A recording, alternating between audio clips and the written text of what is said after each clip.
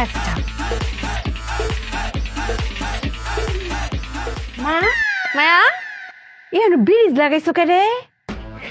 চাপদার তুমি আমাকে একটু আগে বলেছো না মায়া, যেটা করবা যে কাজই করবা চাপদানে করবা, তাই ব্রিজ দিয়ে মাছ পার করছি। পার করছি না মায়া?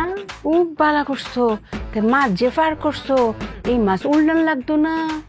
এই যে ওয়াল্লা হ্যাঁ এই তোর বুদ্ধি তো দিনে দিনে কালি বাড়তাছে আর লম্বা হইতাছে। চুপিয়াকে কেউ থামাইতে পারতো না মায়া, চুপিয়ার বুদ্ধি বেড়েই চলেছে। মায়া মায়া তোমারা তো অঙ্ক কয়, তুমি বলে ভয়ঙ্কর ব্যাক কর। কয়দিন পরে তোমার ফেরেতে যেটা বাইরিব, হ্যাঁ তো কইবো ব্যাক কলের বাচ্চা ব্যাক কল। এটা কি তোমার শুনতে ভালো লাগবো?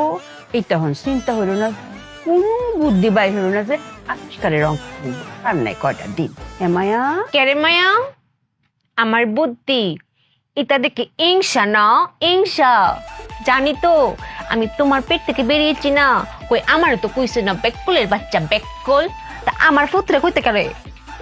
হ্যাঁ, আর আমি জানতাম তোমার এটা পছন্দ হইতো না, তুমি একটা না একটা ভুল ধরতাই, এই জন্য আমি বুদ্ধি দুই রেখেছি।